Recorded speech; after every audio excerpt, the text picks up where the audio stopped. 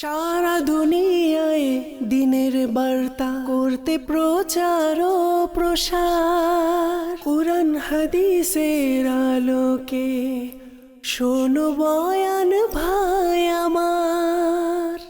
আলহামদুলিল্লাহ রাব্বিল আলামিন, আসসালাতু ওয়াসসালামু আলা সাইয়্যিদিল আমবিয়া ওয়াল মুরসালিন। আম্মা বা'দ, ফাআউযু বিল্লাহি মিনাশ শাইতানির রাজীম। বিসমিল্লাহির রহমানির রহিম।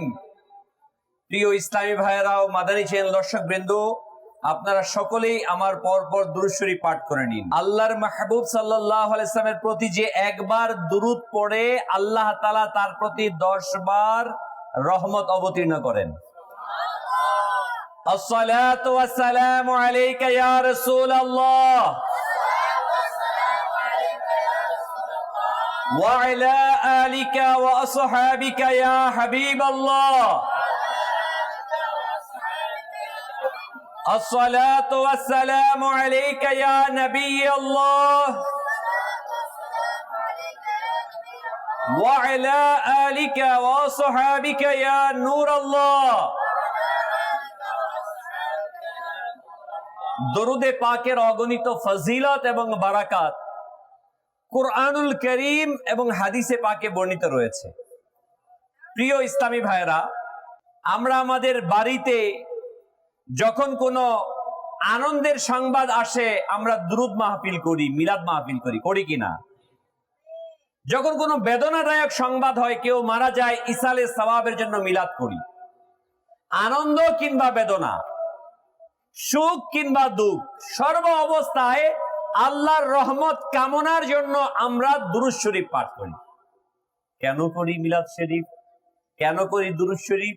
যদি আমরা কুরআনুল কারীম থেকে জানতে চাই, হে কুরআনুল কারীম, তুমি আমাদেরকে বলো, আমরা যে দুরূদ পড়ছি, মিলাদ পড়ছি, আল্লাহর নবীর প্রতি দরুদ এবং সালাম পাঠ করছি, এটা কি আল্লাহ সুবহানাহু ওয়া তাআলার নির্দেশ? তো কুরআন তার প্রাঞ্জল ভাষায় ইরশাদ করছেন, নিশ্চয়ই আল্লাহ তাআলা এবং তার সকল ফেরেশতাগণ অদৃশ্যের সংবাদদাতা নবীর প্রতি দরুদ পড়েন। হে ঈমানদারগণ, তোমরাও ওই অদৃশ্যের সংবাদদাতা নবীর প্রতি দরুদ এবং সালাম পাঠ করো সম্মানের সাথে।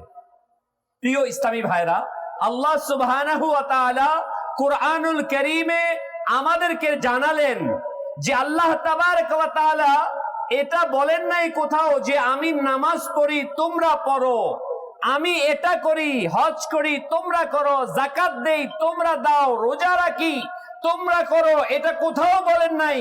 কিন্তু সুবহানাল্লাহ সুবহানাল্লাহ, এক জায়গাতে আল্লাহ তাবারক ওয়া তাআলা তার সাথে সম্পর্ক রেখেছেন যে আমি আমার নবীর প্রতি রহমত অবতীর্ণ করি, দুরূদ পড়ি।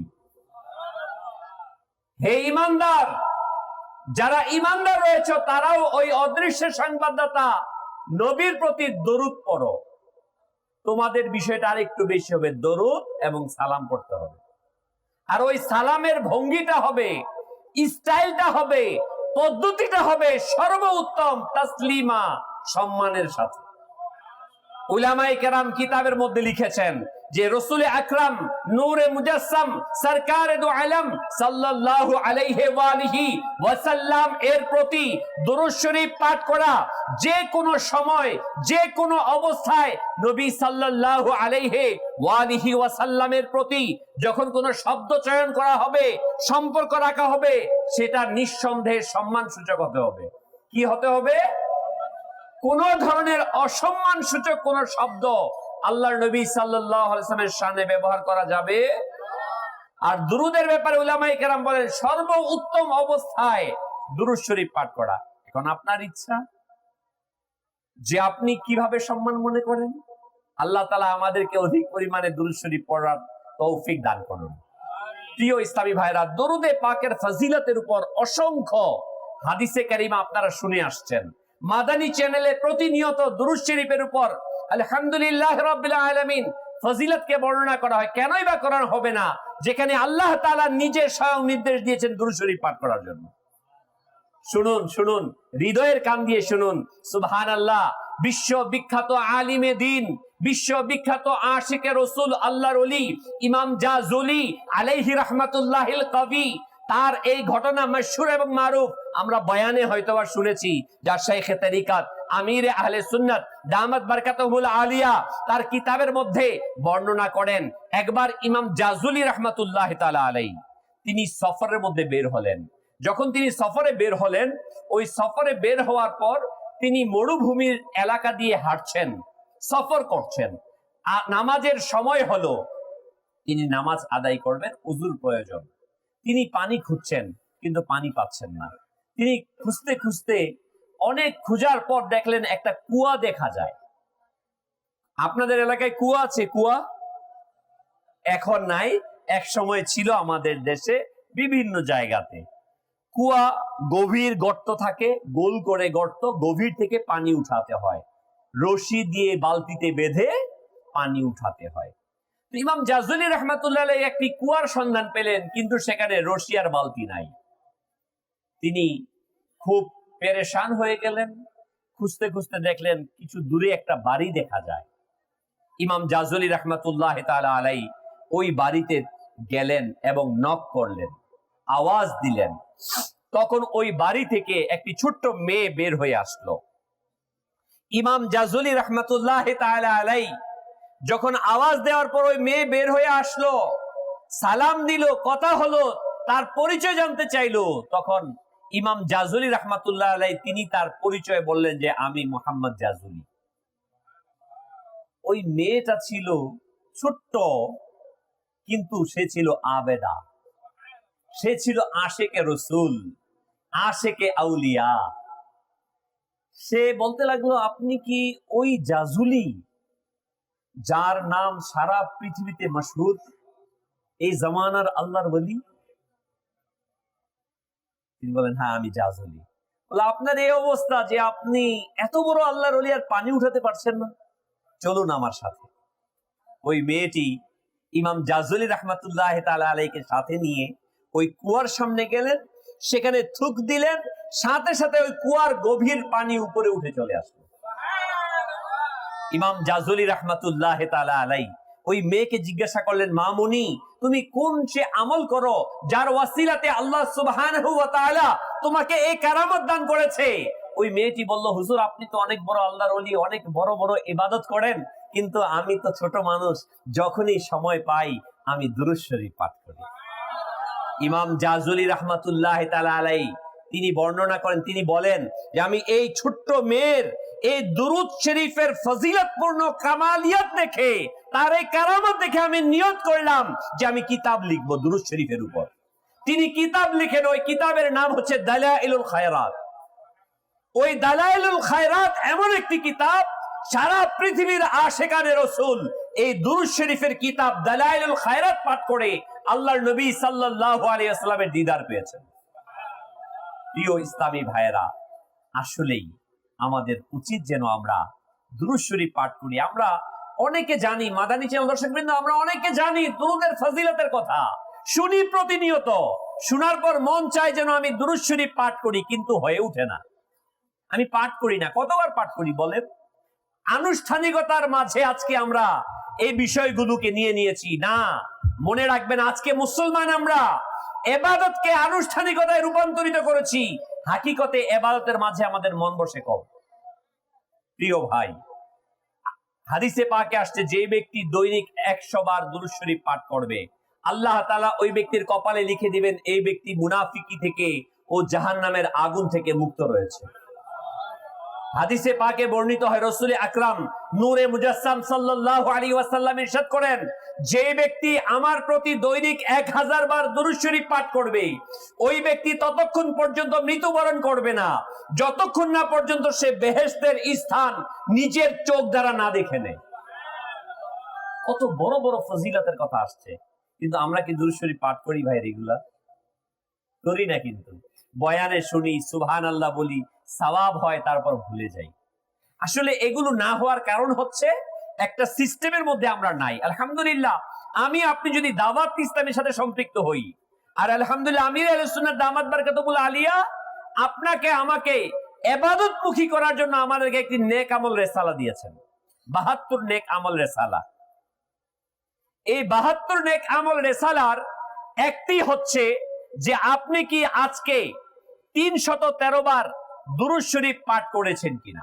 আমি আপনাদেরকে অনুরোধ জানাবো, আপনি যদি নিজেকে নেককার বানাতে চান, পরহেজগার বানাতে চান, আল্লাহ ওয়ালা বানাতে চান, তাহলে আমি অনুরোধ জানাবো আপনারা এই নেক আমল রেসালা 72 নেক আমল রেসালা, হয়তোবা 2 টাকা 3 টাকা দাম, 5 টাকা দাম, এটা আপনারা সংগ্রহ করবেন সামনের লাইব্রেরি থেকে, মাকতাবাতুল মদিনা থেকে, কিংবা মোবাইলের মধ্যে অ্যাপস আছে, আপনি যদি সেখানে গিয়ে নেক আমল রেসালা বা নেক আমল রেসালা লিখেন, আপনার সেটা ডাউনলোড হয়ে যাবে। এগুলো হচ্ছে আমাদের দৈনন্দিন আমল, এগুলো আমাদের করা একান্ত প্রয়োজন। আল্লাহ তাআলা আমাদেরকে অধিক পরিমাণে আমল করার তৌফিক দান করুন। প্রিয় ইসলামী ভাইরা, বাগদাদ শহরের এক মশহুর এবং মারুফ বিখ্যাত এক আল্লাহর ওলি, তার নাম হচ্ছে হযরতে হাতাম আসাম রাহমাতুল্লাহ তাআলা আলাইহি। এই ঘটনাটিও শেখ তরিকাত আমির আহলে সুন্নাত তার কিতাবের মধ্যে লিখেছেন। এই হাতাম আসাম রাহমাতুল্লাহ তাআলা আলাইহি কে একবার ওই ইরাকের এক ধর্নাঢ্য ব্যক্তি, ধনী ব্যক্তি, অনেক বড় ব্যবসায়ী, সে দাওয়াত দিল তার বাড়িতে। যখন তাকে দাওয়াত দিল, দাওয়াত দেওয়ার পর হাতেম আসাম রাহমাতুল্লাহ তাআলা আলাইহি তার দাওয়াতকে গ্রহণ করলেন না। আবার অনুরোধ করছে, হুজুর আপনি আমার বাড়িতে চলেন, আপনি অনেক বড় নেককার আল্লাহওয়ালা, আপনি যাবেন আমার বাড়িতে, নেকির দাওয়াত দিবেন। তো বারবার অনুরোধ করার পর হযরতে হাতাম আসাম রাহমাতুল্লাহ তাআলা আলাইহি তার দাওয়াতকে গ্রহণ করলেন। দাওয়াত গ্রহণ করলেন, বললেন আমার 3টি শর্ত আছে, যদি তোমরা এই 3টি শর্তকে তুমি মেনে নাও, তাহলে আমি তোমার দাওয়াতকে কবুল করব। ওই আল্লাহর ওলির এই শর্ত, ব্যবসায়ী ভাবলো কি শর্ত হবে, বলে হুজুর বলেন। সেটা কি? নাম্বার 1, আমি যেখানে বসতে চাই সেখানে বসতে দিতে হবে। ওই ধর্নাঢ্য ব্যক্তি ভাবলো আমাদের সব আয়োজন থাকবে, আলিশান অবস্থানও থাকবে, মঞ্চ সাজানো থাকবে, সব অবস্থায় থাকবে, ঠিক আছে হুজুর, আপনি যেখানে খুশি সেখানে বসবেন, আমাদের কি, ঠিক আছে শর্ত মেনে নিলাম। দ্বিতীয়, বলে আমি যা খেতে চাই তাই খেতে দিতে হবে, এতে কোনো বাধা দেয়া যাবে না। ধর্নাঢ্য ব্যক্তি ভাবলো আমি ধনী মানুষ, খাবারের ডিশ বিভিন্ন তৈরি করব, সমস্যা কোথায়, ঠিক আছে বিভিন্ন আইটেম, বিভিন্ন পদ তৈরি করব, ঠিক আছে হুজুর কবুল। তৃতীয় নাম্বার, হুজুর বলতে লাগলো যে আমি খাওয়া শেষে যা বলি তাই করতে হবে। ওই ধর্নাঢ্য ব্যক্তি ভাবলো হয়তোবা হুজুর খাওয়া শেষে বলবে তুমি সুন্নতের উপর আমল করো, নামাজ পড়ো, আমি ইনশাআল্লাহ নিয়ত করে নিব, ঠিক আছে হুজুর, 3টি শর্তে আমি মেনে নিলাম। নির্ধারিত সময় হয়ে গেল, হযরতে হাতাম আসাম রাহমাতুল্লাহ তাআলা আলাইহি তিনি আসবেন তার বাড়িতে। পুরো এলাকার মধ্যে বিশাল আয়োজন, অসংখ্য মানুষের ইন্তেজাম, লোকে লোকারণ্য হয়ে গেছে সেখানে, অপেক্ষমান সবাই এই জামানার মহান ওলিয়ে কামিল এখানে তাশরীফ নিয়ে আসবে। আমরাও তো দেখি বর্তমানেও যারা পীর মাশায়েখ আছেন, তারা যখন আসে লোকে লোকারণ্য হয় কিনা, আলহামদুলিল্লাহ। আউলিয়ে কেরাম ওনারা যেদিকে যান সেদিকে মানুষের ঢল নেমে যায়, কারণ আউলিয়ে কেরামকে সর্বসাধারণ মানুষ মহব্বত করে থাকে। প্রিয় ইসলামী ভাইরা, নির্ধারিত সময় যখন হলো, সবাই অপেক্ষা করছে। হযরতে হাতাম আসাম রাহমাতুল্লাহ তাআলা আলাইহি সুন্নতি পোশাক পরিধান করে, কাঁধে একটি ব্যাগ নিয়ে তিনি দুরূদ শরীফ আর জিকির পাঠ করতে করতে তার বাড়ির দিকে অগ্রসর হচ্ছে। সবাই যখন তাকে স্বাগত জানানোর জন্য অপেক্ষমান, সবাই তাকে নিয়ে মাহফিলের মঞ্চের দিকে যাবে, তিনি রাহমাতুল্লাহ তাআলা আলাইহি আর অগ্রসর হলেন না। যেখানে সবাই স্যান্ডেল খুলেছে, পাদুকা খুলেছে, ওই স্যান্ডেলের স্তূপের উপর তিনি বসে বললেন। মেজবান যিনি ছিল তিনি কিছু বলতে পারতেছেন না, যেহেতু প্রথম শর্ত দিয়েছে আমি যেখানে খুশি সেখানে বসবো। প্রিয় ইসলামী ভাইরা ও মাদানী চ্যানেল দর্শক বৃন্দ, দেখেন আল্লাহর ওলিদের কাজের মধ্যে আর আমাদের কাজের মধ্যে ফার্ক কতটুকু? প্রকৃত মুমিন, আল্লাহওয়ালা এবং আমরা সাধারণ মানুষ দুনিয়াদারদের মধ্যে ফার্ক কি? আজকে আমাকে যদি মাহফিলের মধ্যে এনে নিচে বসতে দেয়, আমাদের মন আনচান করে না? কেমন লাগতেছে? আমি তো মুফতি জামান, আমি তো বক্তা, আমাকে নিচে বসাইলো কেমন দেখা যায়, ঠিক না? যদি কোনো চেয়ারের ব্যবস্থা থাকে, চেয়ারের মধ্যে না দিলে আমাদের মন খারাপ হয়ে যায়। কখনো মুমিন ব্যক্তিদের এই অবস্থা হবে না। আউলিয়ায়ে কামেলিন এগুলো শিক্ষা দিয়েছেন। আমরা যেন পদের লোভ না হই, চেয়ারের লোভী না হই। মনে রাখবেন, আমি যদি চেয়ারের লোভী না হই, আমি যদি জমিনের মধ্যে বসতে পারি, মাটিতে বসতে পারি, আল্লাহ সুবহানাহু ওয়া তাআলা আমাকে উঁচু করে দিবেন। ওই গাছ মানুষের উপকার আসে, সে অনেক বড় হতে পারে, যেই বীজ মাটিতে পড়ে সে নিজেকে ফানা করে দিতে পারে। নিজেকে যতক্ষণ না পর্যন্ত ফানা করা না যাবে, ততক্ষণ হাকিকতে কোনো কিছু অর্জন হবে। আমরা যেন নিজেকে বিনয়ী অবস্থানে তৈরি করতে পারি। হযরতে হাতাম আসাম আলাইহি রাহমাতুল্লাহ রহমান, তিনি ওইখানে বসলেন স্যান্ডেলের স্তূপের মধ্যে। অতঃপর খাবারের সময় হলো। হযরতে হাতাম আসাম আলাইহি রাহমাতুর রহমান, সবাই খাবারের জন্য প্রস্তুত। তিনি রাহমাতুল্লাহ তাআলা আলাইহি নিজের পকেট থেকে যে ব্যাগ ছিল, ওই ব্যাগ থেকে একটি শুকনা রুটি বের করলেন। বের করে তিনি খেতে লাগলেন। সবাইকে বললেন, আপনারা আপনাদের খাবার গ্রহণ করুন। মেজবান যেহেতু থেমে গেছে, প্রথমই শর্ত দিয়েছে আমি যা খুশি তাই খাবো, এই জন্য আর কিছু বলতে পারছে না। তিনি একটি শুকনো রুটিকে চিবিয়ে চিবিয়ে খেলেন। দেখুন প্রিয় ইসলামী ভাইয়েরা, আমাদের জন্য কি মেসেজ? আমরা কিন্তু বয়ানের মধ্যে ঘটনা শুনি, ঘটনা শুনে সুবহানাল্লাহ মাশাআল্লাহ বলি, এটা বলবো সওয়াব হবে, কিন্তু আমরা মেসেজগুলো কি নিচ্ছি? আমরা শিক্ষাগুলো কি নিচ্ছি? হযরতে হাতাম আসাম রাহমাতুল্লাহ তাআলা আলাইহি, তিনি আমাদেরকে শিক্ষা দিলেন। আজকে যদি আমাকে দাওয়াত দিয়ে এনে মুরগি আর গরু না খাওয়ায়, আমি গুসা হয়ে যাই। আর এটা তো দূরের কথা, যখন এলাকার মধ্যে কোনো প্রোগ্রাম হয়, দাওয়াত দিলে গোশত খাওয়ালে একটু লবণ বেশি হলে আমরা ছড়াই, এটা না, লবণটা তো বেশি দিচ্ছে, মরিচটা বেশি হয়ে গেছে, আরে আর একটু জাল দিলে সিদ্ধটা কম হয়েছে, যত বদনাম আছে সব ছড়াই, ঠিক না? কিন্তু না প্রিয় ইসলামী ভাইরা, রাসূল আকরাম সাল্লাল্লাহু আলাইহি ওয়াসাল্লামের সুন্নতে মুবারাকা হচ্ছে এটা, যখন তুমি কোনো খাদ্য খাবে, খাবার খাবে, ওই খাবারের কোনো বদনাম করিও না, ওই খাবারের ত্রুটি তুমি বর্ণনা করিও না। কারণ একজন মানুষ যে মেজবান, যে আপনাকে আমাকে দাওয়াত দেয়, সে কখনো চায় না আমি আমার মেহমানকে খারাপ ভাবে মেহমানদারি করব, ঠিক না? কিন্তু আমাদের অভ্যাসটা এত খারাপ, আমরা এত নিচে নেমে গেছি যে আমরা কারো ভালো বর্ণনা করতে যেন আমাদের কলিজার মধ্যে বাধা লেগে যায়। প্রিয় ইসলামী ভাইরা, দেখুন হযরতে হাতাম আসাম রাহমাতুল্লাহ তাআলা আলাইহি, তিনি শুকনো রুটি খেলেন। আর আজকে আমাদের অবস্থা কেমন? আজকে যদি আমাকে এই মাহফিলের মধ্যে দাওয়াত দিয়ে এনেছেন, যদি এনে না খাওয়াইতেন, তাহলে আমার মুখটা কালো হয়ে যেত, একেবারে বাংলা পাঁচের মতো হয়ে যেত। কিন্তু না, আমাদেরকে অবশ্যই এই বিষয়ের প্রতি খেয়াল রাখা উচিত, যেন আমরা অর্থের জন্য না, আমরা খাবারের জন্য না, আমাদেরকে দ্বীনের জন্য মেহনত করতে হবে। যদি আমরা দ্বীনের জন্য কাজ করতে পারি, উলামায়ে আহলে সুন্নাত যেভাবে দ্বীনের জন্য কাজ করেছেন, আউলিয়ায়ে কামিলিন তিনারা যখন বয়ান করতেন, দিলের মধ্যে আসর পড়তো। আমির আহলে সুন্নাত শেখ তরিকত আল্লামা ইলিয়াস আত্তার কাদেরী মাদ্দাজিল্লাহুল আলী যখন বয়ান করেন, তখন হাজারো মানুষ তওবা করে। কেন করে? তিনারা দিনারের, রিয়ালের, টাকার পিছনে ছুটেন নাই, তারা সম্মানের পিছনে ছুটেন নাই, তারা মানুষের হেদায়েতের জন্য, নেকির দাওয়াতের জন্য কাজ করে যাচ্ছেন। এজন্য যখন তারা কোনো কথা বলে, যে কথাটা অন্য একজন বলে, কিন্তু যখন আল্লাহর ওলিগণ, নেক বান্দাগণ যারা দুনিয়ার পিছনে ছোটে না, তারা যখন ওই কথাগুলো বলে, ওই কথাটা হৃদয়ের মাঝে তীর হয়ে বিঁধে যায়। আমরা যেন এই সকল বিষয়গুলো নিজেদের মাঝে বাস্তবায়ন করার চেষ্টা করি। আমরা যেন কোনো অনুষ্ঠানের মধ্যে, কোনো মাহফিলের মধ্যে খাবার যেন আমার টার্গেট না থাকে। আমরা যেন শুধুই মাত্র আল্লাহ তাবারক ওয়া তাআলার রেজার জন্য সকল কাজ করি। শুনুন শুনুন প্রিয় ইসলামী ভাইয়েরা, মজার বিষয় হচ্ছে, সর্বশেষ যখন সবাই খাবার খেয়ে নিল, হাতাম আসাম রাহমাতুল্লাহ তাআলা শুকনো রুটি খেলেন, অন্যান্য মেহমানগণ তাদের নিজ নিজ খাবার গ্রহণ করলেন।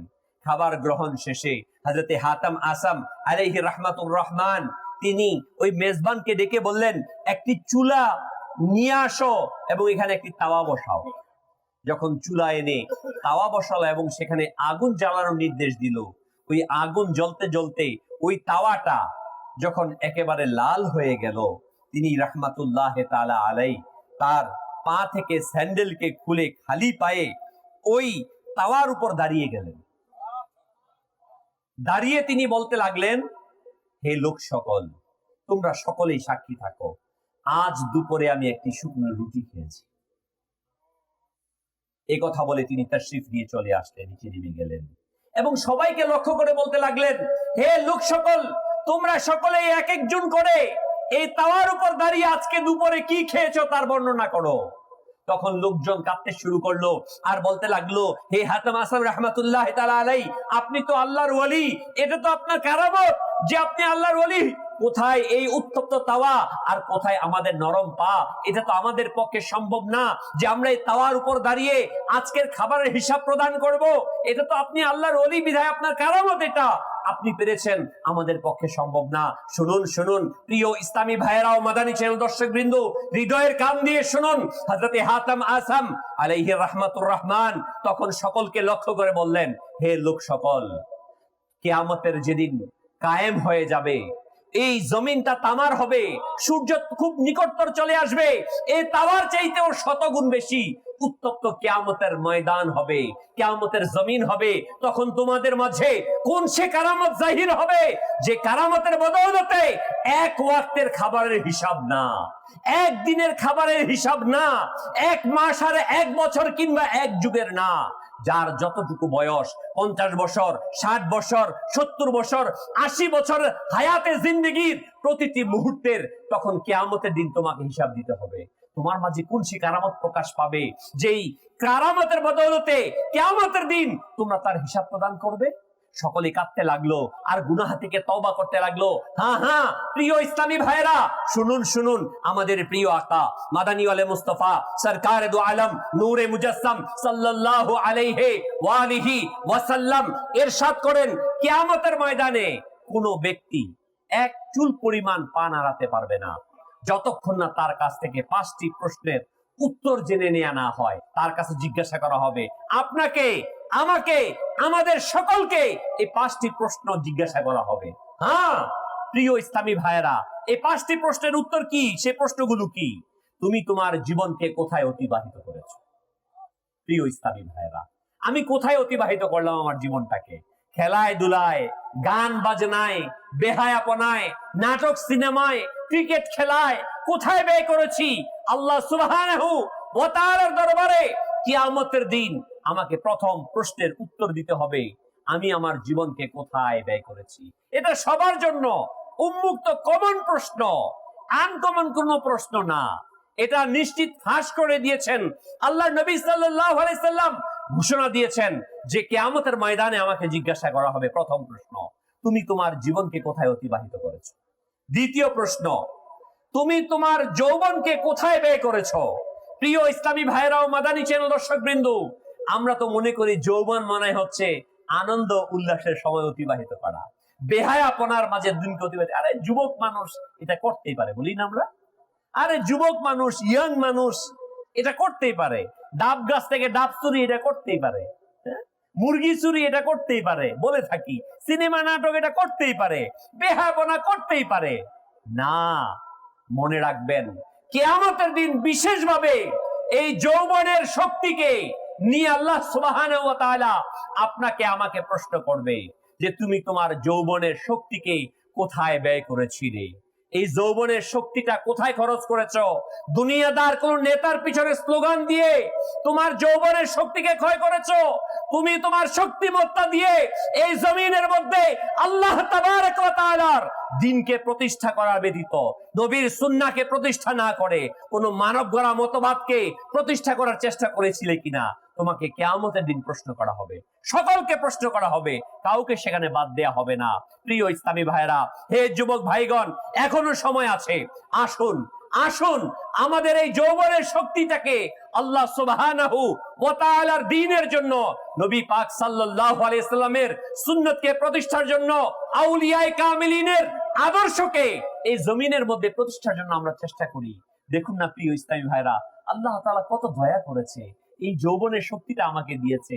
আল্লাহ তাআলা তো এই শক্তি আমাকে নাও দিতে পারতো, আমাকে তো দুর্বল করে রাখতে পারতো, আমাকে তো প্যারালাইজ করে রাখতে পারতো, আমাকে তো অ্যাবনরমাল করে রাখতে পারতো, কিন্তু না, আল্লাহ তাবারক ওয়া তাআলা ইহসান করেছেন, আল্লাহ তাআলা দয়া করেছেন, আল্লাহ তাআলা আমাদেরকে যৌবনের শক্তি প্রদান করেছেন।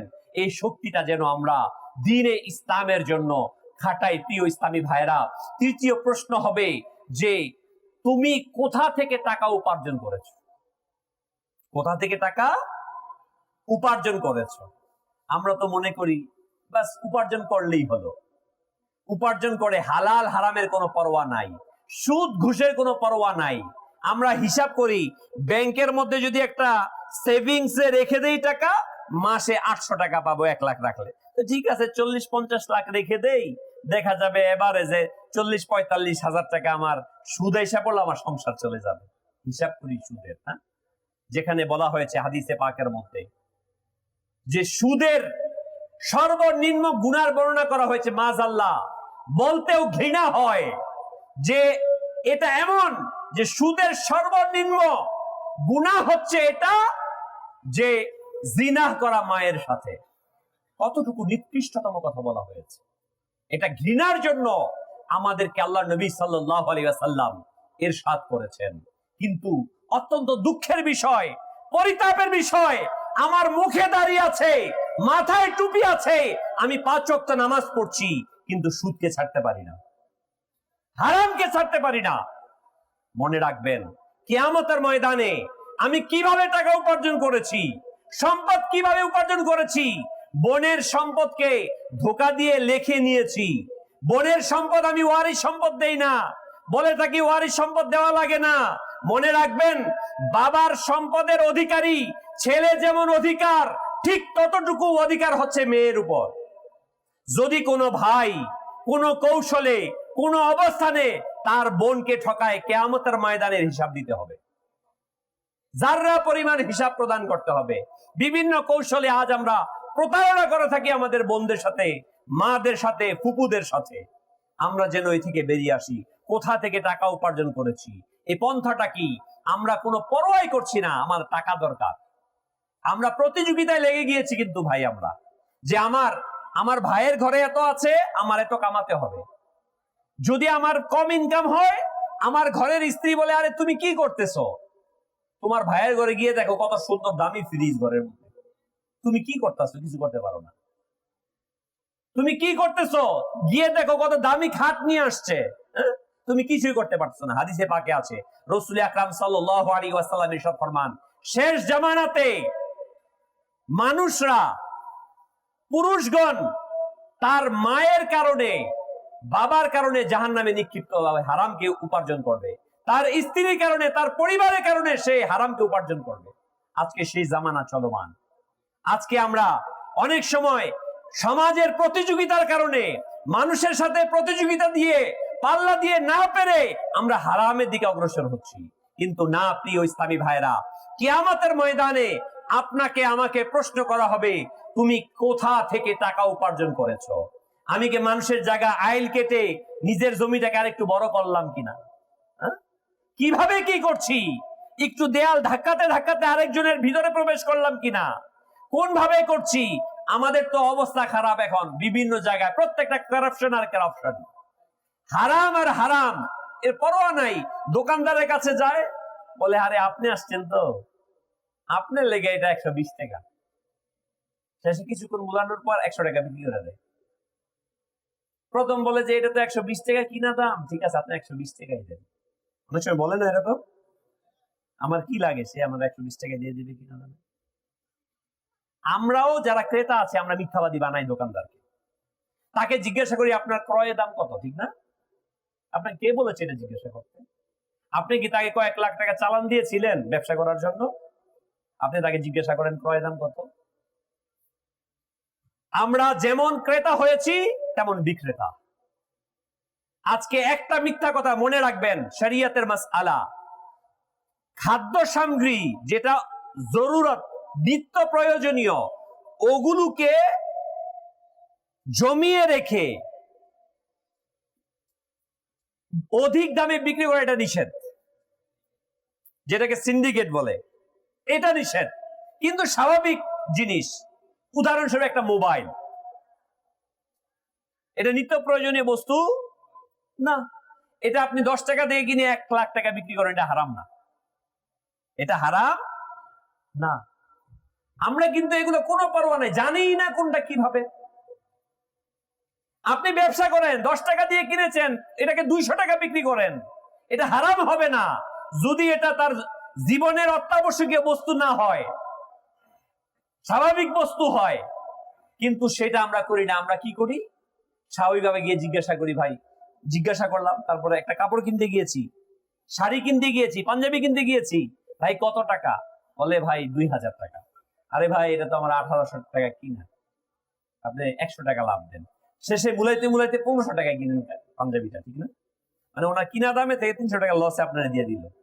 কি মোহাব্বতের জিগার গা দোস্ত আপ, হ্যাঁ? মানে কি এক অবস্থার মধ্যে আমরা বিরাজ করছি। মানে হালাল হারামের কোনো পরোয়া নেই, মিথ্যা বলা। আমি কোথায় আছি? আসি কসবাতে। আমি বলছি আমি ব্রাহ্মণবাড়িয়া, দর্শন দিয়ে আসি, আস্তে আস্তে বলি না আমরা। এই মিথ্যা কথা বলাটা হারাম। এটা কি? আমরা তো অনেক সময় মুস্তাহাব নিয়ে দৌড়াদৌড়ি করি, আরে হারাম করতেছি আমরা প্রতিনিয়ত। মিথ্যা বলছি। যে কথা আমরা কোথা থেকে টাকা উপার্জন করছি, প্রিয় ভাই, আমাদের প্রত্যেকের যারা পুরুষ আছি, প্রত্যেকের উপর ফরজ। যেদিন আমি রুজির জন্য যেদিন গিয়েছি, ওই রুজির মাসআলা গুলা জানা, হালাল হারামকে জানা আমার উপর ফরজ ছিল, কিন্তু জানা, কিন্তু আমি সেটা করি নাই। কিয়ামতের ময়দানে প্রশ্ন করা হবে, তুমি কোন পন্থায় টাকা উপার্জন করেছ? 4র্থ নাম্বার প্রশ্ন, কোথায় সেটা ব্যয় করেছ? কোথায় সেই টাকা? এখন যদি আমাকে এসে আপনি জিজ্ঞাসা করেন, কিরে বাবা, তুমি কত টাকা খরচ করলে, কোথায় কোথায় খরচ? আমি তোমার, আরে কি কন দাদা, আমি টাকা ইনকাম করি, এটা আমি বুঝবো, আপনার দরকার আছে প্রশ্ন করার? যে আমি কোথায় করছি দরকার আছে? আমার টাকা আমি যেখানে করি সেখানে খরচ করব না। কিয়ামতের ময়দানে প্রশ্ন করা হবে, তুমি কোথায় টাকা খরচ করেছ? তুমি কি সে গান বাদ্যের জন্য? তুমি কি নর্তকী নাচানোর জন্য?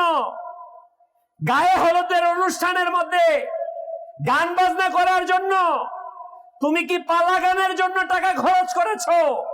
নাকি আল্লাহ তাআলার জমিনে আল্লাহর দ্বীনকে প্রতিষ্ঠার জন্য, মসজিদ নির্মাণের জন্য, মাদ্রাসা নির্মাণের জন্য, মানবতার কল্যাণে রাস্তা নির্মাণের জন্য, নলকূপ খননের জন্য, দ্বীনি কাজের জন্য, ইসলামের জন্য খরচ করেছো? নাকি বেহায়াপনা খরচ করেছো? আমাদের অভ্যাস তো আজকে এটা, যখন আমরা মসজিদ বানাই তখন পুরা শহরের মধ্যে ঘুরে দেখি কম দামি টাইলস কোনটা আছে, ওই একেবারে কম দামি জিনিসটা আমি মসজিদের মধ্যে। মসজিদের টয়লেট হলো সবচেয়ে চিপা থাকে, ছোট থাকে, গিয়া বসলে দেয়ালের সাথে পা লেগে যায়, ছোট্টখাটো। আর আমার ঘরেরটা বানাই 7 ফিট বাই 7 ফিট, ঠিক না কথাটা? মানে আল্লাহর রাস্তার যখন কথা আসে তখন কি হয়? ছোট হয়ে যায়, সংকীর্ণ হয়ে যায়। মাদ্রাসায় দিব, ঠিক আছে, ল্যাংড়া লুলে একটা দিয়ে দিই। আল্লাহর রাস্তায় দিব, যেই পাঞ্জাবিটা ছিঁড়ে গেছে ওইটারে আল্লাহর রাস্তায় দিয়ে দেই। ঘরের মধ্যে খাবার রান্ধে মা বোনরা, দেখে একটু গন্ধ বেরিয়ে গেছে, ঠিক আছে, কাজের লোকের দিয়ে দিই। বাস্তব কিনা? সত্য কিনা? এটা আমাদের সমাজে হচ্ছে কিনা? এগুলোই ঘটছে। মানে উত্তম বিষয়কে আমরা নিচ্ছি না, আমরা অধমকে নিচ্ছি। কোথায় টাকা খরচ করছি আমাদের বেপরোয়া। আমি ভাবছি আমি টাকা উপার্জন করেছি, আমি যেখানে খুশি সেখানে করব, আমার মেটার না। প্রিয় ইসলামী ভাইরা, আপনার কোনো ক্ষমতা নাই, আপনি একটি টাকা উপার্জন করতে পারেন না। আল্লাহ সুবহানাহু ওয়া তাআলা আপনাকে দয়া করেছে, আমাকে দয়া করেছে, ইহসান করেছে, এজন্য আমি টাকা উপার্জন করছি। আরে আপনি তাকিয়ে দেখুন না আপনার প্রাইমারি সেই স্কুল ফ্রেন্ডের, ক্লাসমেটের কথা, যে আপনার সাথে একসাথে লেখাপড়া করেছিল। আজকে সে হয়তো বা 10,000 টাকা কামাইতে কত কষ্ট করতেছে। কিন্তু আপনি মাসে 2 লাখ কামাইতেছেন। কথা সত্য না? বাস্তব না? যে উচ্চ মাধ্যমিকে হাই স্কুলে যেই আপনার ক্লাস ফেলুর ক্লাসমেট আপনার চাইতে ভালো রেজাল্ট করেছিল, আজকে সে 20,000 টাকা কামাইতে কত কষ্ট করতেছে, কিন্তু আপনি আল্লাহ তাআলার দয়াতে 1-1.5 লাখ টাকা কামাইতেছেন। আছে না এরকম হাজারো? তার মানে মেধার কারণে টাকা উপার্জন হয় না। এখন বলবেন শ্রমের কারণে। যদি শ্রমের কারণে টাকা উপার্জন হচ্ছে, তাহলে দিন মজুর কুলি আর শ্রমিক ভাইয়েরা অধিক ধনী থাকতো। মেধার কারণেও না, শ্রমের কারণেও না। আল্লাহ তাবারক ওয়া তাআলা যাকে খুশি তাকে দান করেন, যাকে খুশি তার কাছ থেকে নিয়ে নেন। এটা ভাববেন না হ্যাঁ চেষ্টা করতে হবে, কিন্তু চেষ্টার বিনিময়ে আপনি আমি উপার্জন করতে পারি না। প্রিয় ভাই, অতএব আমরা কোথায় খরচ করব এটা হিসাব করে করতে হবে। আমাদের সমাজের মধ্যে একেবারে ভাইরাস হয়ে গেছে ব্যাপারটা। সেটা কি? গায়ে হলুদ অনুষ্ঠান। আপনাদের এলাকায় মনে হয় না, এটা আছে? কত বড় আওয়াজ আসলো দেখেন, দুরুদের চাইতে বড় আওয়াজ আসছে, তার মানে ঘটতেছে। মানে এটা ক্যান্সারের মতো ঢুকে গেছে আমাদের সমাজের মধ্যে। গায়ে হলুদ অনুষ্ঠান এই মিডিয়ার মাধ্যমে, আকাশ সংস্কৃতির মাধ্যমে, টেলিভিশনের মাধ্যমে এটা দেখে দেখে আমাদের মা বোনদের রক্তের মধ্যে মিশে গেছে। এটা যেন গায়ে হলুদ অনুষ্ঠান ছাড়া বিয়ে হয় না, যেটা সম্পূর্ণ অমুসলিম সংস্কৃতি, বেহায়াপনা সংস্কৃতি। যে মেয়েটাকে আপনি লালন পালন করেছেন প্রাইমারির পরের থেকে, সে কখনো বেপর্দায় হাই স্কুলে যায় নাই, কলেজে যায় নাই। ওই মেয়েটার যেদিন বিবাহের অনুষ্ঠান করছেন, ওদিনকার গায়ে হলুদ অনুষ্ঠান করে উঠানের মধ্যে প্যান্ডেল সাজান না, সাজায় বসায়া খালাতো ভাই, মামাতো ভাই, চাচাতো ভাই, ফুফাতো ভাই, জেঠাতো ভাই, ভাইয়ের বন্ধুরা সব আসে। আসে কিনা? বাবাই টাকা খরচ করলো, খরচ করে দাওয়াত দিল, আসো তোমরা তো এতদিন দেখতে পারো না, আমার মেয়ে বোরকা পরে গেছে, সব আজকে দেখে যাও। হয়তো আপনি বলবেন হুজুর কেমন উল্টাপাল্টা কথা বলতেছে, কথা বাস্তব কিনা? আজকে আমাদের নির্লজ্জতার, বেহায়াপনার মাথা খেয়ে ফেলেছি। আমরা মুসলমান হিসেবে আজকে এমন অবস্থায় পৌঁছে গেছি যে ধিক্কারজনক অবস্থায়। আরে মুসলমান তো ছিল মা ফাতেমা জাহরা রাদিয়াল্লাহু তাআলা আনহা এর আদর্শের কথা। আমরা ভুলে গিয়েছি উহুদের যুদ্ধের মধ্যে এক সাহাবিয়া রাদিয়াল্লাহু তাআলা আনহা, তার স্বামী, তার বাবা, তার ভাই, তার সন্তান শহীদ হয়েছেন। তিনি মদিনা শহর থেকে উহুদের দিকে যাচ্ছেন। জিজ্ঞাসা করছে আমার নবীর খবর কি? বলো তোমার স্বামী শহীদ হয়েছে। আরে সেটা না, আমার নবীর খবর কি বলো। বলতেছে তোমার ছেলে শহীদ হয়েছে। বলে আরে বলো আমার নবী সাল্লাল্লাহু আলাইহি ওয়াসাল্লামের খবর কি? বলে যে তোমার ভাই শহীদ হয়েছে। সর্বশেষ তিনি যখন পৌঁছলেন, ওই অবস্থায় নবী সাল্লাল্লাহু আলাইহি ওয়াসাল্লামের খবর পেলেন যে নবী সাল্লাল্লাহু আলাইহি ওয়াসাল্লাম সুস্থ আছে। তিনি বলেন আলহামদুলিল্লাহ। তিনি ওই অবস্থায় পর্দার মধ্যে ছিলেন। কেউ জিজ্ঞাসা করলেন তোমার সবাই শহীদ হয়েছে, এই অবস্থায় তুমি পর্দার মধ্যে আছো? তিনি বললেন আমার সবাই শহীদ হয়েছে, কিন্তু আমার হায়াতও চলে যায়নি, আমার হায়াতও চলে যায়নি। আরে কোরবান যান ওই কারবালার শহীদানের প্রতি, ইমাম হাসান, ইমাম হুসাইন রাদিয়াল্লাহু তাআলা আনহুমার বেটিদের প্রতি, তার স্ত্রীদের প্রতি, ওই সমস্ত মহান পবিত্র আত্মাদের প্রতি। সুবহানাল্লাহ। কারবালার প্রান্তরে যেখানে 72 জন শহীদ হয়েছে, সকল পুরুষ শহীদ হয়ে গেছে, পরিবারে কোনো পুরুষ আর অবশিষ্ট নেই, এক অপ্রাপ্ত বয়স্ক জয়নুল আবেদিন ব্যতীত। সমস্ত শহীদ হয়ে গেছে, লাশ আর লাশ, দেহ থেকে মাথা দ্বিখণ্ডিত, চারদিকে লাশের স্তূপ। কোরবান যান আমার নবী সাল্লাল্লাহু আলাইহি ওয়াসাল্লামের বাগানের ফুলগুলোর প্রতি। সুবহানাল্লাহ। ওই কঠিন অবস্থায়ও তিনারা বেপর্দার মধ্যে যাননি। কিন্তু হায় আফসোস এই মুসলিম উম্মার প্রতি, মুসলিম মা বোনদের প্রতি আজকে কি হলো যে আজকে আমরা টাকা খরচ করে বেহায়াপনার উৎসব পালন করে থাকি, টাকা খরচ করে আমরা বেহায়াপনা করে থাকি। হে ইসলামী ভাইয়েরা, হে ইসলামী বোনেরা, আসুন আসুন আমরা প্রিয় আকা সাল্লাল্লাহু আলাইহি ওয়াসাল্লামের মোহাব্বতের দিকে আসি। হ্যাঁ হ্যাঁ, শুনুন শুনুন, হৃদয়ের কান দিয়ে শুনুন। ওই প্রিয় আকা মাদানী ওয়ালা মুস্তাফা সাল্লাল্লাহু আলাইহি ওয়া আলিহি ওয়াসাল্লাম যখন এই পৃথিবীতে আগমন করলেন, আগমন করার সাথে সাথে তার ফুপু বলেন, আমি আমার ভ্রাতুষ্পুত্রের সামনে গেলাম, যে কোনো কান্নার আওয়াজ নাই, কি ব্যাপার, কাঁদছে না কেন? শিশুরা তো পৃথিবীতে আসার সাথে সাথে কাঁদতে থাকে। আমি তখন আমার ভ্রাতুষ্পুত্রের সামনে গেলাম, আমার কানকে যখন অগ্রসর করলাম, আমার দেখতে পেলাম আমার ভ্রাতুষ্পুত্র উপর হয়ে মাটির মধ্যে তার মাথাকে লাগিয়ে আছে। কারণ সেজদা কেমন সেটা তো তারা জানে না, মাটিতে লাগিয়ে আছে এবং সে বলছে, রব্বি হাবলি উম্মতি, রব্বি হাবলি উম্মতি, আয় আল্লাহ তুমি আমার উম্মতিকে আমার হাওয়ালায় করে দাও, হে আল্লাহ তুমি আমার উম্মতিকে আমার দায়িত্ব করে দাও।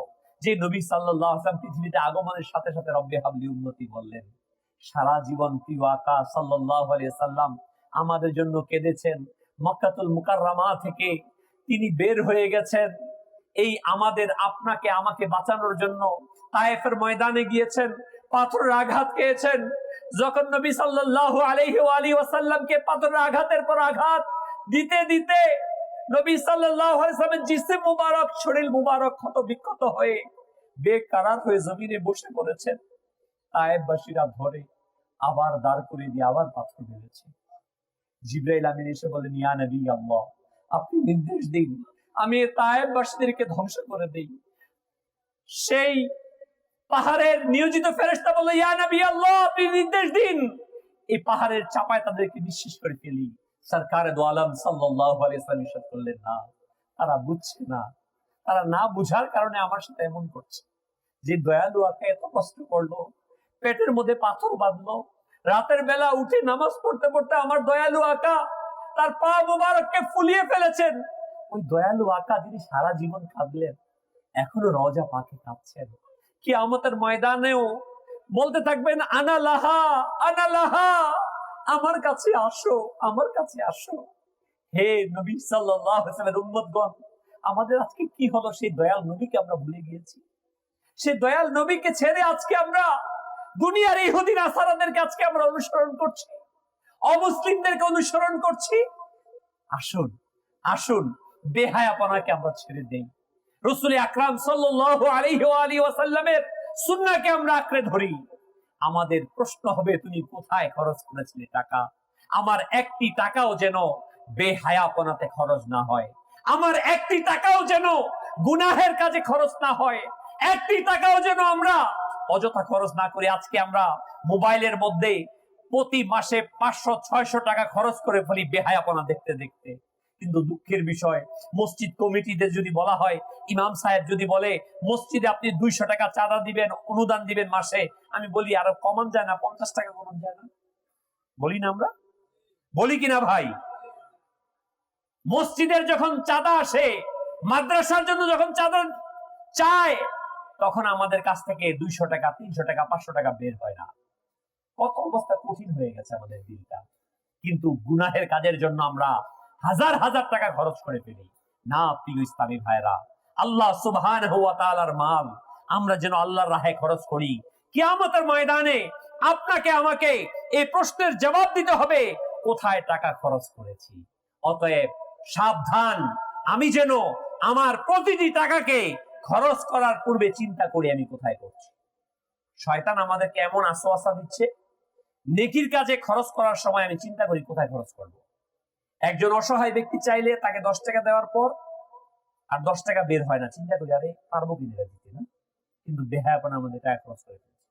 জুমার দিন মসজিদের মধ্যে গেলে পকেটে টাকাকে বের করে খুঁজি সবচেয়ে ছোট নোট কোনটা আছে, সিরা নোট কোনটা আছে, কস্টিপ লাগানো কোনটা আছে, ওইটা দিই। ভালোগুলা নিজের কাছে রেখে। কথাটা সত্য কিনা ভাই? বাস্তব ঘটছে, এটা আমাদের চরিত্র হয়ে গেছে। শয়তান আমাদেরকে তার গোলাম বানিয়ে ফেলেছে। কোরআনে পাকে আল্লাহ তাআলা বলেন, লা তাত্তাবিউ খুতুওয়াতিশ শায়তান ইন্নাহু লাকুম আদুউম মুবিন। তোমরা শয়তানের পথকে অনুসরণ করিও না, নিশ্চয়ই সে তোমাদের প্রকাশ্য শত্রু। কিন্তু দুঃখের বিষয় হচ্ছে, দ্বীনি কাজের মধ্যে আমাদের দিল কৃপণ হয়ে গেছে, আর দুনিয়ার কাজের মধ্যে, বেহায়াপনার মধ্যে, গুনাহের কাজের মধ্যে আমরা অনায়াসে পানির মতো টাকা খরচ করছি। না না, আসুন, সময় আছে, এখনো সময় আছে। ফিরে আসুন ভাই, আমরা আমার অর্থকে কোথা থেকে উপার্জন করছি আর কোথায় ব্যয় করছি তার চিন্তা করি, আমি যেন আমার প্রতিটি টাকাকে হালাল পন্থায় ব্যয় করি। নিয়ত করে ইনশাআল্লাহ তাবারক ওয়া তাআলা আমি গুনাহের কাজে কোনো টাকা খরচ করব না ইনশাআল্লাহ।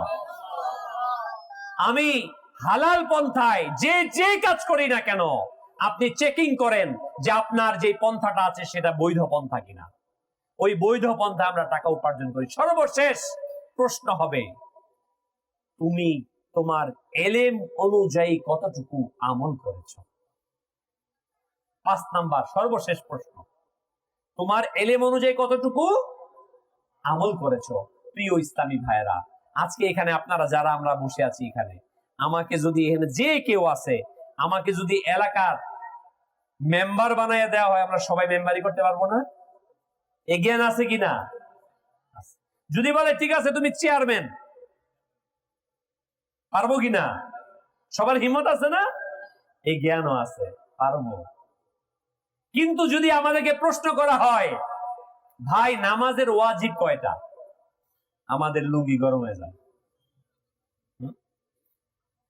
গরম হয়ে যায় কিনা? অবস্থা খারাপ। আবার নামাজের ওয়াজিব যদি বলে ভাই নামাজের মধ্যে মাকরুহে তাহরিমি কয়টা, এটা আবার কোন জিনিস? মাকরুহে তাহরিমি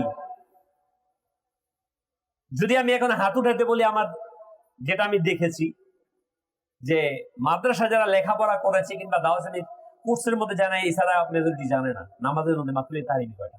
আর মাকরুহে তাহরিমির সংজ্ঞা কি? মাকরুহে তাহরিমি যেটা আমরা করে থাকি অনেক সময়, সেটা কি? নামাজের মধ্যে যখন আমরা রুকুর মধ্যে যাই না, রুকু থেকে দাঁড়ায় সেজদায় যাই, আমরা অনেকে 2 হাত দিয়ে লুঙ্গিতে টান দিই না?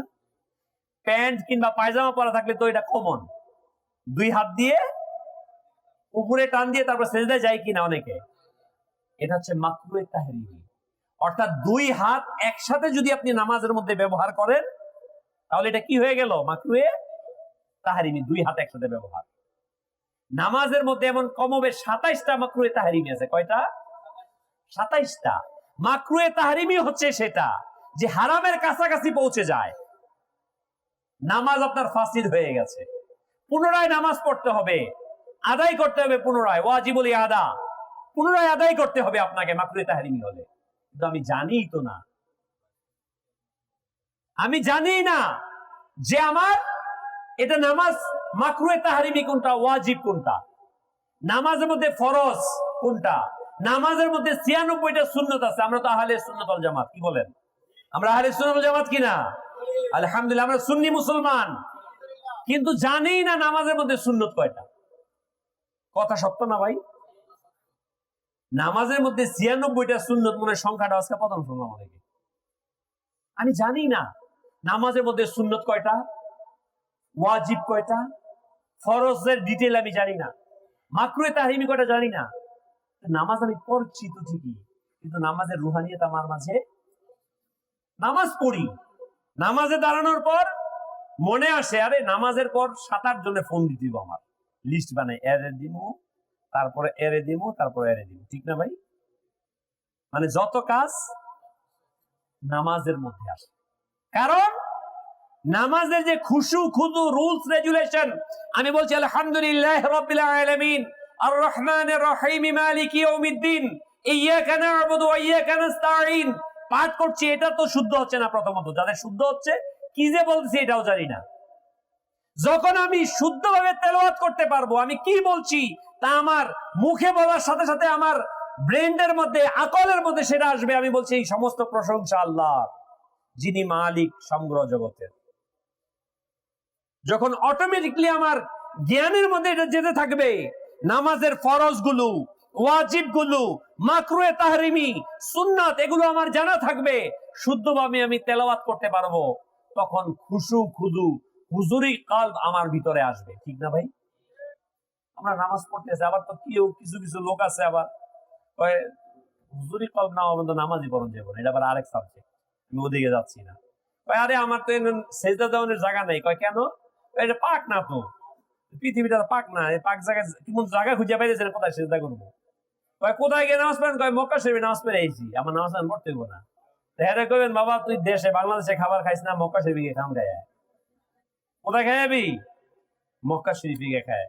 যে নামাজও হতে পড়তে পারে, খাওয়ান খাইতে পারবে না। তো প্রিয় ইসলামী ভাইরা, আমাদেরকে এই নামাজটাকে শুদ্ধ করা, এই নামাজটা শুদ্ধের জন্য আমাদের প্রয়োজন একটু সময় বের করা। মনে রাখবেন কিয়ামতের ময়দানে আপনি কি চেয়ারম্যান সাহেব, এমপি সাহেব, মাতবর সাহেব, শিল্পপতি, ব্যাংকার, মাস্টার সাহেব, কোন সাহেব সেটা জিজ্ঞাসা করবে না। কমন প্রশ্ন হবে তোমার এলেম অনুযায়ী কতটুকু আমল করেছ, আমাকে জিজ্ঞাসা করবে সেদিন। অতএব আমাকে প্রথমত এলেম অর্জন করা, এটা আমার উপর ফরজ। যেদিন আমার উপর নামাজ ফরজ হয়েছে, ওই দিন নামাজের ফরজ গুলো যেন আমার উপর ফরজ ছিল। নামাজের মধ্যে যে তেলাওয়াত গুলো হয়, ওই তেলাওয়াতটা শিখা আমার উপর ফরজ হয়েছে। নামাজের ওয়াজিব গুলো যেন আমার উপর ওয়াজিব হয়েছে। কিন্তু আফসোসের বিষয়, আমার নামাজ ফরজ হয়েছে কবে? সেই 12 বছর 13 বছর বয়সে। কিন্তু আজও পর্যন্ত আমি নামাজের ফরজ গুলো জানলাম না। কথাটা ঠিক না? প্রিয় ভাই, আল্লাহর ওয়াস্তে দাওয়াতে ইসলামী কি চায়? দাওয়াতে ইসলামী যে আপনাদের এখানে এসে বয়ান করতেছে, এখানে মাহফিল হচ্ছে, মাদানী চ্যানেল আপনারা দেখেন, দাওয়াত ইসলামী কি চায়? দাওয়াত ইসলামী কারো কাছে ভোট চায় না, কারো কাছে নোট চায় না। দাওয়াতে ইসলামী হচ্ছে একটি আন্তর্জাতিক অরাজনৈতিক সুফিবাদীদের দ্বীনি সংগঠন। পৃথিবীর আলহামদুলিল্লাহ 200টি দেশের মধ্যে দাওয়াতে ইসলামী দ্বীনি খেদমত আঞ্জাম দিচ্ছে। বাবা শাহজালাল মুজাররদ ইয়ামিনী আলাইহির রাহমা, শাহপরান আলাইহির রাহমা, বাবা আদম শহীদ 360 আউলিয়া যে ইসলামকে নিয়ে এসেছেন, আমাদের আউলিয়ায়ে কামিলিন যে ইসলাম নিয়ে এসেছেন, আহলে সুন্নাত ওয়াল জামাত, ওই আহলে সুন্নাত ওয়াল জামাতের এই দ্বীনি কাজটাকে দাওয়াত ইসলামী প্রচার করছে। এটা দিচ্ছেন যে আমি নিজে সংশোধন হই, সবাইকে সংশোধন করি। এটা আমরা চাই কিনা ভাই? আমি সংশোধন হতে চাই কিনা? কে কে চাই? প্রিয় ইসলামী ভাইরা, দাওয়াতে ইসলামী অন্য কোনো উদ্দেশ্য না। দাওয়াতে ইসলামী কোন দেশ, কোন জাতি, কোন ভাষা, কোন ব্যক্তি, কোন রাজনৈতিক দলের বিরোধিতা করে না। দাওয়াতে ইসলামী শুধুমাত্র বিরোধিতা করে শয়তান এবং তার অনুসারীদের। দাওয়াতে ইসলামী পৃথিবীর কোথাও কোন রাজনীতির সাথে সম্পর্কিত, আন্তর্জাতিক কোন সংগঠন কোন রাজনীতির সাথে সম্পর্কিত থাকতে পারে না। কারণ রাজনীতির জন্য একটা ভৌগোলিক সীমারেখা দরকার। কিন্তু দাওয়াতে ইসলামী হচ্ছে ওয়ার্ল্ড ওয়াইড, সারা বিশ্বব্যাপী দাওয়াত ইসলামী কার্যক্রম। আলহামদুলিল্লাহ, এই যে ফিলিস্তিনের মধ্যে আপনারা দেখতে পাচ্ছেন, ফিলিস্তিনে মুসলমানদেরকে নির্যাতন করছে, তো দাওয়াত ইসলামী কি করছে? আলহামদুলিল্লাহ, এ পর্যন্ত হাজার হাজার মানুষকে FGRF, আমাদের যে মানব কল্যাণ Faizan global relief foundation FGRF, এর মাধ্যমে আলহামদুলিল্লাহ হাজার হাজার পরিবারকে দাওয়াতে ইসলামী আলহামদুলিল্লাহ সেখানে সাপোর্ট দিচ্ছে। কিছুদিন পূর্বে তুর্কিতে যখন ভূমিকম্প হয়েছিল, সেখানে আলহামদুলিল্লাহ দাওয়াত ইসলামী সাপোর্ট দিয়েছে। আমাদের বাংলাদেশের সিলেট সুনামগঞ্জে যখন বন্যা হলো, সেখানে আলহামদুলিল্লাহ আশিকানে রাসূলের দ্বীনি সংগঠন দাওয়াত ইসলামী আলহামদুলিল্লাহ অগ্রসর হয়েছে। দাওয়াত ইসলামী শুধু এই যে এখানে সে বয়ান করবে এটা না, দাওয়াত ইসলামী আপনাদেরকে নিয়ে আলহামদুলিল্লাহ মসজিদে মসজিদে গিয়ে, এলাকায় এলাকায় গিয়ে এই নামাজের প্রশিক্ষণ দিবে, সুন্নতের প্রশিক্ষণ দিবে। আপনি কিভাবে নামাজ আদায় করবেন, কিভাবে ওযু করবেন, ওযুর মধ্যে কয়টি ফরজ আছে, কয়টি সুন্নত আছে, গোসলের মধ্যে কয়টি ফরজ আছে, নামাজের ফরজ, ওয়াজিব, সুন্নাত, মাকরুহে তাহরিমি, এগুলো কি শিখাবে দাওয়াত ইসলামী। দাওয়াত ইসলামী এসেছেই আপনাকে আমাকে শিখানোর জন্য। তো আমরা কি শিখতে চাই কিনা? রাসূল আকরাম নূরে মুজাসসাম সাল্লাল্লাহু আলাইহি ওয়া আলিহি ওয়াসাল্লাম ইরশাদ ফরমান, মান আহাব্বা সুন্নতি ফাকাদ আহাব্বানি ওয়া মান আহাব্বানি কানা মাইয়া ফিল জান্নাহ। যে আমার সুন্নতকে ভালোবাসলো সে আমাকে ভালোবাসলো, আর যে আমাকে ভালোবাসলো সে আমার সাথে জান্নাতে যাবে। আমরা নবীর সাথে জান্নাতে যেতে চাই কিনা? থাকতে চাই কিনা? যদি চাই, রাস্তা একটাই, শুধু মুখ দিয়ে বললে হবে না বাবা, কাজ করতে হবে, ঠিক না? মনে রাখবেন, মুসলমানগণ ততদিন পর্যন্ত নেতৃত্বের আসনে ছিল যতদিন তারা ভোগ বিলাসকে ত্যাগ করতে পেরেছে, যতদিন পর্যন্ত তারা রাসূল আকরাম নূরে মুজাসসাম সাল্লাল্লাহু আলাইহি ওয়াসাল্লাম সুন্নাহকে আঁকড়ে ধরেছে। আমরা আজকে সেটাকে ছেড়ে দিয়েছি, যার করুণ পরিণতি আমাদের ভোগ করতে হচ্ছে। যদি আমরা আমাদের ঐতিহ্যকে ফিরিয়ে পেতে চাই, যদি আমরা আমাদের মুসলমানদের ঐতিহ্যকে আনতে চাই, তাহলে আমাদেরকে আবার ইবাদতের মাঝে ফিরে আসতে হবে, নবীর সুন্নতের দিকে ফিরে আসতে হবে, ইলমে দ্বীনের দিকে ফিরে আসতে হবে। হাদিসে পাকে বর্ণিত হয়, যে ব্যক্তি আল্লাহ তাআলার দ্বীনের জন্য ঘর থেকে বের হয়, আল্লাহ তাআলা সমস্ত সৃষ্টি জগৎ তার জন্য দোয়া মাগফিরাত করতে থাকে। গর্তের পিঁপড়া, সমুদ্রের মাছ ওই ব্যক্তির জন্য দোয়া করে। যখন কোনো ব্যক্তি ইলমে দ্বীন অর্জন করার জন্য ঘর থেকে বের হয়, দেখবেন দুনিয়ার কোনো বিশেষ ব্যক্তি যখন কোনো বিশেষ প্রোগ্রামের মধ্যে আসে, তার জন্য লাল গালিচা বিছানো হয় না? লাল গালিচা বিছানো হয়, তাকে সম্বর্ধনা দেওয়া হয়। যত মানুষ দামি তত তার জন্য উত্তম বিছানা বিছায়, ঠিক কিনা ভাই? দুনিয়ার সিস্টেম এটা। আর সুবহানাল্লাহ সুবহানাল্লাহ, এই মানুষগুলোর মধ্যে উত্তম যারা যারা আল্লাহর রাস্তায় সফর করে, ইলমে দ্বীন অর্জনের জন্য ঘর থেকে বের হয়, হাদিসে পাকে আসছে যে ব্যক্তি ইলমে দ্বীনকে অর্জন করার জন্য ঘর থেকে বের হয়, আল্লাহ তাআলার মাসুম ফেরেশতারা তাদের নূরের পাখাগুলোকে বিছিয়ে দেয়। প্রিয় প্রিয় ইসলামী ভাই, আলহামদুলিল্লাহ, দাওয়াত ইসলামী শুধু একটি দুইটি বিভাগে না, দাওয়াত ইসলামী বর্তমানে ৮৬টি বিভাগে কাজ করছে। আপনারা মাদানী চ্যানেল দেখেছেন? কে কে মাদানী চ্যানেল? অনেকেই দেখেছেন, মাশাআল্লাহ। মাদানী চ্যানেল বঙ্গবন্ধু স্যাটেলাইটে, আমাদের যে স্যাটেলাইট আছে বাংলাদেশের, বঙ্গবন্ধু স্যাটেলাইটে আলহামদুলিল্লাহ মাদানী চ্যানেল চলছে। দেখেন, আজকে ছোট ছোট বাচ্চাদেরকে আমরা কি করি? তাদেরকে কার্টুন দেখায়া, মায়ে যদি মোবাইলের মধ্যে কার্টুন না দেয় তাহলে খাবার খায় না। ঘটনাটা এরকম না? কার্টুন দিয়া বসায় রাখে। আলহামদুলিল্লাহ, দাওয়াত ইসলামী বলে না, দাওয়াত ইসলামী বাস্তবে সেই ময়দানে কাজ করছে। একদিকে ময়দানের মধ্যে নেমে বয়ান করছে, সাথে সাথে করে নিয়ে মাদানী কাফেলাতে সফর করিয়ে মসজিদে মসজিদে, খানকায় খানকায়, মাদ্রাসায় মাদ্রাসায় থেকে থেকে আলহামদুলিল্লাহ মানুষদেরকে ফরজ, ওয়াজিব, সুন্নত গুলো শিখাচ্ছে। পাশাপাশি মিডিয়া সন্ত্রাস যেটা রয়েছে, সংস্কৃতি সন্ত্রাসের বিরুদ্ধে দাঁড়িয়ে দাওয়াত ইসলামী আলহামদুলিল্লাহ ইসলামী কন্টেন্ট তৈরি করে, গোলাম রসুল, কানিস ফাতেমা এগুলো তৈরি করে আমাদের কচি কাঁচা বাচ্চাদেরকে ইসলামের সংস্কৃতি শিক্ষা দিচ্ছে। নামাজ কিভাবে পড়তে হবে এটা আলহামদুলিল্লাহ কার্টুনের মাধ্যমে দাওয়াত ইসলামী আলহামদুলিল্লাহ শিখাচ্ছে। মুরব্বীদের সাথে কেমন আচরণ করতে হবে, ঘরে প্রবেশ করার সুন্নত কি, এগুলো আলহামদুলিল্লাহ ঈদে মিলাদুন নবী আসলে কিভাবে মিলাদুন নবী উদযাপন করতে হবে, গাউসে পাকের ফাতিহা শরীফের সময় আসলে কিভাবে ফাতিহা শরীফ উদযাপন করতে হবে, এ সকল বিষয়গুলো আলহামদুলিল্লাহ দাওয়াত ইসলামী কার্টুনের মাধ্যমে শিক্ষা প্রদান করছে। আমরা কি দাওয়াত ইসলামী সঙ্গ দেব তো ইনশাআল্লাহ? কে কে দিতে রাজি আছি? দাওয়াত ইসলামী সঙ্গ দেব ইনশাআল্লাহ। রাসূল করিম সাল্লাল্লাহু আলাইহি ওয়াসাল্লামের সেই হাদিসে কারিমা, যে আমার সুন্নতকে ভালোবাসলো সে আমাকে ভালোবাসলো, আর যে আমাকে ভালোবাসলো সে আমার সাথে জান্নাতে যাবে। আল্লাহ তাআলা আমাদেরকে এর উপর আমল করার তৌফিক দান করুন। সারা দুনিয়ায় দিনের বার্তা করতে প্রচার ও প্রসার, কুরআন হাদিসের আলোকে শোনো বয়ান ভাই আমার।